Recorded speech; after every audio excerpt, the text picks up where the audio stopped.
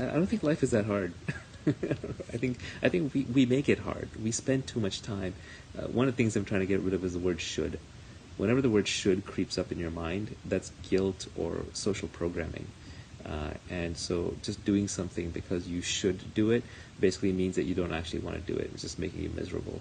So I'm trying to eliminate as many shoulds from my life as possible. If not hard work, then what? I mean, hard work is important, don't get me wrong. Like, you have to care about what you do, and you have to sink time into it, because there are other people out there who are going to be working just as hard or harder than you. So you have to put in the time. But more important is the judgment. The direction you're heading in matters more than how fast you drive. So just, especially with leverage, because we live in the modern age is an age of leverage. We're leveraged through machines, we're leveraged through media, we're leveraged through money, we're leveraged through people working with us. So picking the direction that you're heading in every decision is far, far more important than what force you apply. Just pick the right direction to start walking, and then start walking. Something I find overrated versus something I find underrated. What do I find overrated? Hard work. Hard work is really overrated. How hard you work matters a lot less in the modern economy. What is underrated? Judgment. Judgment is underrated. If you hurt other people because they have expectations of you, that's their problem. If they have an agreement with you, it's your problem. But if they have an expectation of you, that's completely their problem. It has nothing to do with you. And they're going to have lots of expectations out of life. The sooner you can dash their expectations, the better. Should you be an engineer, economist, or a philosopher?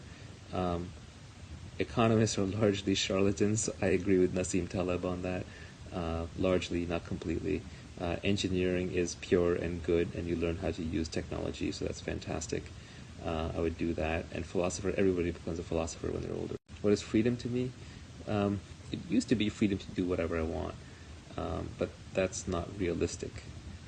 So now I'm trying to cultivate more freedom from things, freedom from obligations, freedom from emotions. Everyone's motivated. It just depends on the thing. Everyone's motivated something. Even the people that we say are unmotivated are suddenly really motivated when they're playing video games. So I think it's motivation is relative to the thing. So you just have to find the thing that you're into. How do I deal with anxiety? I remember that I'm going to die. Memento mori, as they say. It's hard, though. Anxiety is the human condition. It's probably the single most pervasive emotion. I don't think people understand how deep anxiety runs. If I conquered anxiety, I would be the Buddha. So would you, if you conquered anxiety. Do I practice public speaking? Have I always been comfortable speaking in front of humans? I just pretend you guys don't exist. That makes it easy to talk. You're hearing my words as I'm hearing them. There's no internal monologue. The internal monologue will trip you up. So if you care what other people think, then you have to think of what you're going to say before you say it.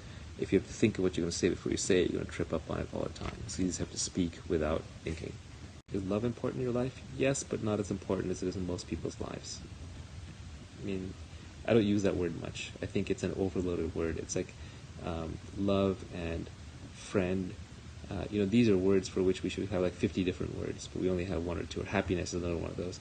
You can say happy to 20 people, and they've each got 20 different images in their heads. They've heard 20 different things. How to become a great conversationalist? Read a lot. You can regurgitate things you've learned from books, and people think you're smart. Why am I doing this? For me. I do everything for me. I don't do anything for other people. None of us do. That's sort of a, I think we all like to pretend like we're doing everything for other people. But the reality is we're always just doing it for ourselves. And that's just the truth. And so whenever people ask me, why did I do X or Y or Z, it's always for me. That's why I did it.